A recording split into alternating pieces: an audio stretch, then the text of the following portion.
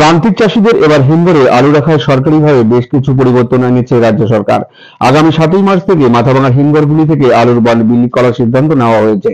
বৃহস্পতিবার মাথাভাঙা মহকুমা প্রশাসন ও হিমঘর মালিক কর্তৃপক্ষের সঙ্গে বৈঠকে এমনটাই সিদ্ধান্ত নেওয়া হয়েছে। প্রশাসন সূত্রে জানা গেছে, এবছর একজন কৃষক 70 বস্তা করে আলু মজুত করতে পারবেন হিমঘরে, অর্থাৎ একজন কৃষক সর্বোচ্চ 35 কুইন্টাল আলু মজুত করতে পারবেন। গত বছর পর্যন্ত একজন কৃষক সর্বোচ্চ 50 বস্তা আলু হিমঘরে মজুত করতে পারতেন। চলতি মরশুমে আলুর ফলন ভালো হয়েছে, এখন থেকেই শুরু হয়েছে আলু তোলার কাজ। যে কৃষক আগে আসবে সেই সুযোগ পাবে। এদিন সভা শেষে মাথাভাঙা মহকুমা শাসক নবনীত মিত্তল জানান, ক্ষুদ্র ও মাঝারি চাষীদের জন্য 30% জায়গা সংরক্ষিত থাকবে, যাতে তাদের উৎপাদিত আলু সংরক্ষণে কোনো অসুবিধা না হয় সেদিকে নজর রাখা হবে। কোচবিহার জেলা হিমঘর মালিক সমিতির কনভেনার অমলেশ গোস্বামী বলেন, সভায় সদর্থক আলোচনা হয়েছে। ছোট ও প্রান্তিক চাষীদের জন্য নির্ধারিত সংরক্ষণ নীতি কার্যকর করতে গুরুত্ব দেওয়া হয়েছে। আজকে আমরা একটা জয়েন্ট মিটিং করেছি সবাইকে নিয়ে। কোল্ড স্টোরেজ ওনারও ছিল আর আমাদের চাষিরাও ছিল, যে আমাদের গভর্নমেন্ট 30% কোল্ড স্টোরেজ মধ্যে স্মল অ্যান্ড মার্জিনাল ফার্মার্সদের জন্য রিজার্ভ করেছে, ওটা দিয়ে আলোচনা করেছে।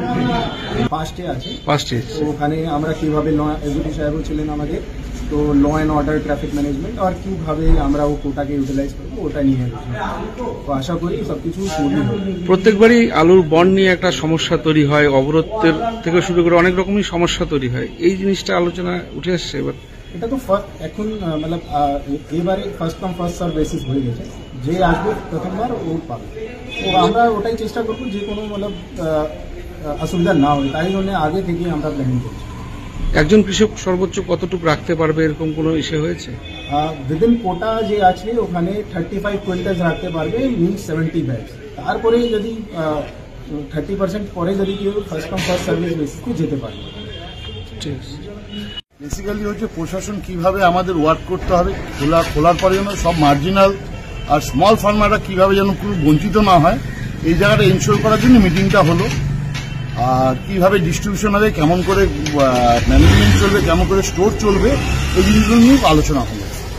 তো গতবারের তুলনায় এবছর কি আলু কি উৎপাদন বৃদ্ধি? হ্যাঁ, অ্যাজ পার মার্কেটিং ডাটা, মানে আমাদের এগ্রিকালচার মার্কেটিং এর ডাটা বৃদ্ধি আছে, কিন্তু গতবার তো সব স্টোর ফুল হয়নি।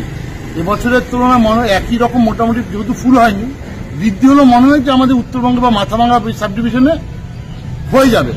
মাথাভাঙা সাব ডিভিশনে যা হিমঘর রয়েছে, হিমঘর যা আছে হয়ে যাওয়া উচিত। মানে কতগুলো ক্যাপাসিটি রয়েছে আমাদের এখানে?